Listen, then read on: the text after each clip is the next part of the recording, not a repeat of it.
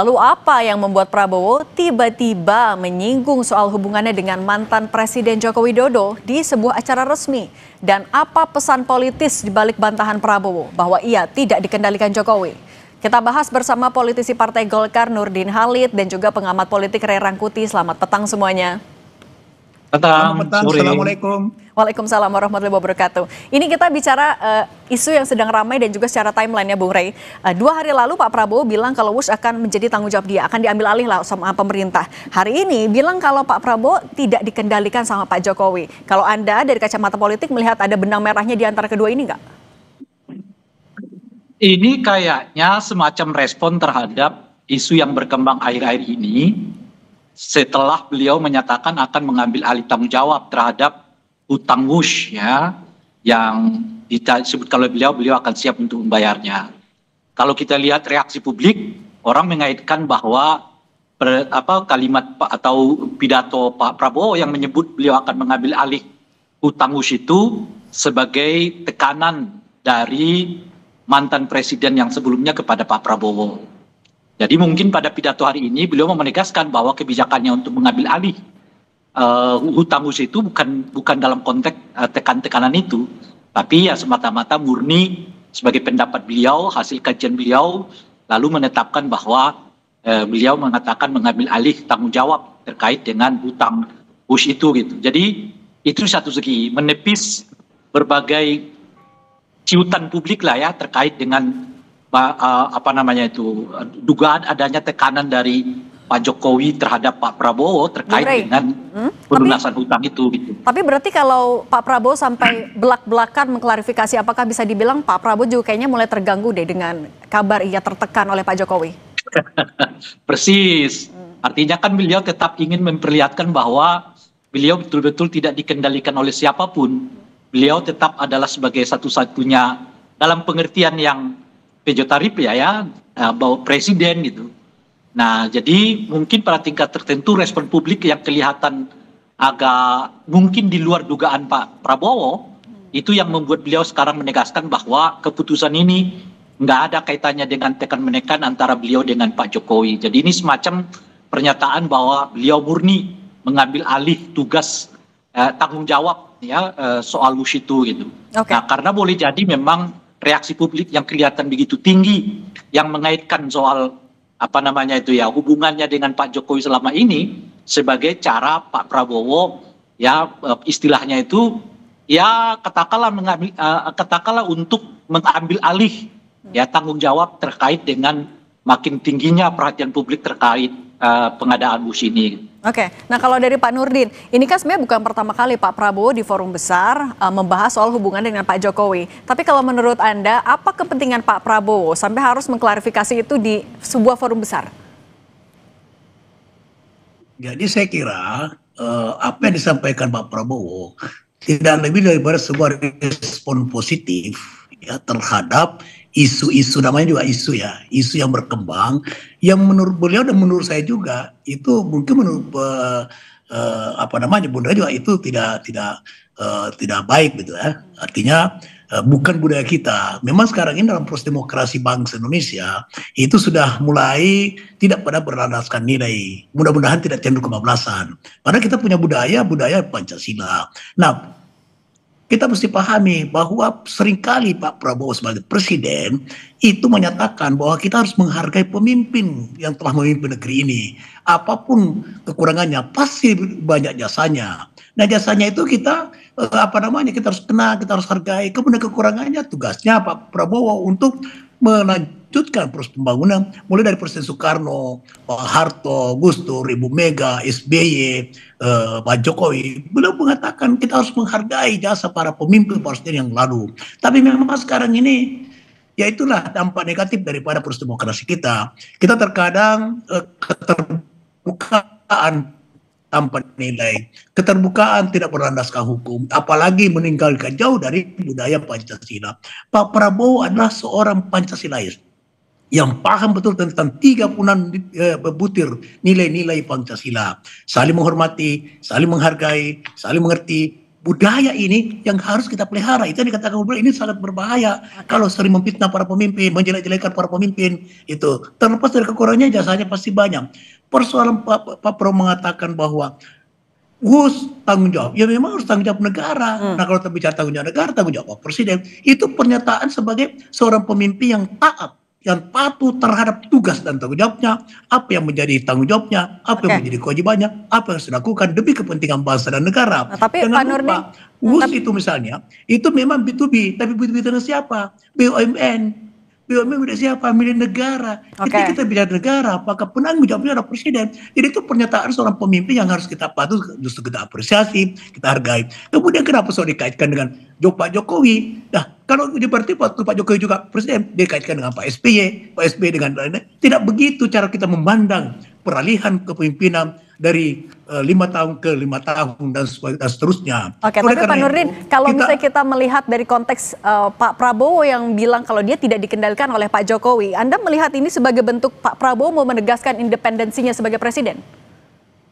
Pak Prabowo tidak mungkinlah ditekan oleh siapapun ketika tidak berdasar kepada apa yang menjadi program Asta Cita yang merupakan visi misi beliau. Tidak, saya yakin Pak Prabowo kan seorang pemimpin yang mudah ditekan, ya, mudah diatur-atur. Nggak mungkin itu. Apalagi seorang presiden yang beri kekuasaan oleh beliau adalah kepala negara sekaligus kepala pemerintahan. Itu tidak masuk di akal kalau ada orang mengatakan bahwa Pak Prabowo ditekan-tekan oleh Pak Jokowi atau siapapun. Nggak mungkin itu. Itu sangat sebuah pendapat yang tidak faktual, tidak punya dasar yang rasional itu. Oleh karena itu marilah kita mencerahkan rakyat. Jangan para pemimpin, teman-teman para pencinta demokrasi, rakyat yang cinta demokrasi, jangan kita tidak mencerah sebuah pernyataan yang tidak mencerahkan daripada demokrasi rakyat. Dan yang paling penting adalah mari kita melaksanakan demokrasi dengan tetap berlandaskan nilai budaya bangsa kita. Oke, tapi kalau dari Bung Rey melihatnya memang Pak Prabowo sekarang sudah independen sebagai seorang presiden, tidak ada bayang-bayang Pak Jokowi atau masih ada tarik-menarik kepentingan politik? Iya, kalau kita ikuti alur berpikirnya Pak Nurdin ya, memang Pak Prabowo itu boleh dibilang tidak lagi terkait dengan Pak Jokowi gitu. Beliau independen, itu alur berpikirnya. Makanya persis seperti yang berulang kali saya sebut, hubungan Pak Prabowo dengan Jokowi itu sebetulnya retak. Meskipun berulang-ulang kali disebutkan oleh Pak Prabowo bahwa beliau baik-baik saja hubungannya dengan Pak Jokowi gitu. Tapi itu tentu saja sebagai hubungan pertemanan ya.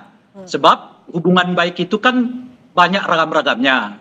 Saya dengan Pak Nurdin banyak berbeda tapi juga tetap berteman baik gitu. Jadi ada teman kongko-kongko, ada teman ngopi-ngopi, ada teman bisnis, ada teman macam-macam, tapi belum tentu itu teman politik. Nah, Pak Prabowo kelihatan mau menegaskan hubungan saya dengan Pak Jokowi itu hopeng kok gitu ya. Iya, hubungan manusia dengan manusia, ya presiden dengan mantan presiden ya, tapi hubungan politik belum tentu. Nah, itulah mengapa pandangan tadi yang disebutkan oleh Pak Nurdin bahwa Pak Presiden Prabowo itu murni berdiri di atas kakinya, iya gitu. Artinya hubungan Pak Prabowo dengan Pak Jokowi itu belum tentu melekat, boleh jadi itu retak gitu. Tetapi di dalam dunia politik ini, ya kan harus ada yang disebut dengan tarik ulur. Kadang-kadang kita ulur, kadang-kadang kita tarik. Nah, karena bagaimanapun saya Pak Jokowi tetap penting bagi kekuasaan Pak Prabowo, sehingga nggak mungkin akan dilepas begitu saja. Tapi, itu yang saya istilahkan itu diretakkan, tapi tidak dibelah. Tapi contoh tadi keretakan politiknya itu gimana, Bung Rey? Maksudnya? Contoh tadi kan maka sebetulnya kan cara melihatnya itu adalah bukan dari aspek kata-kata. Kan kalau Pak Prabowo itu kan selalu melihat menjelaskan dengan saya hopeng kok dengan Pak Jokowi, kadang-kadang ngopi-ngopi ya kan, ngopi-ngopi kan teman ngopi kan oke-oke aja, kira-kira gitu ya. Nah, harus dilihat dari soal seberapa besar peranan politik yang diberikan kepada keluarga Pak Jokowi. Dalam hal ini misalnya Gibran, dalam hal ini misalnya Pak Prabowo gitu.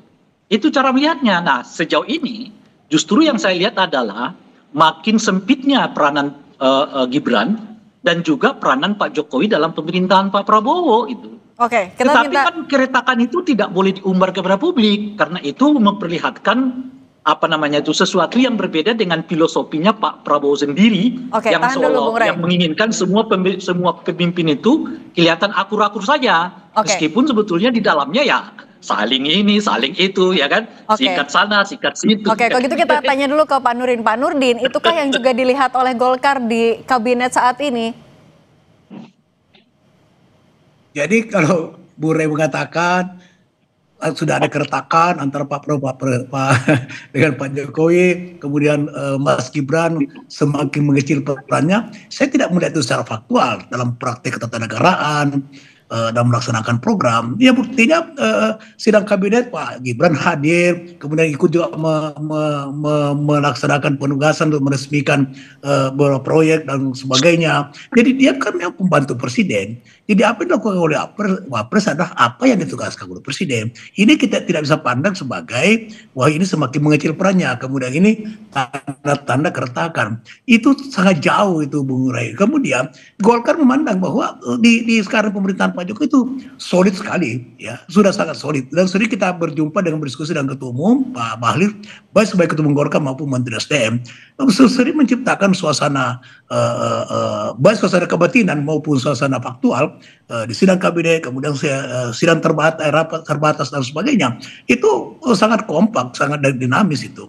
Nah, oleh karena itu maka kita harus melihat bahwa suatu hal yang penting bagi Pak Prabowo, yang menurut saya ya presiden-presiden yang lalu bukan melaksanakan seperti Pak Prabowo, yaitu menghargai pemimpin yang telah tergantikan. Kemudian dia sering berkomunikasi.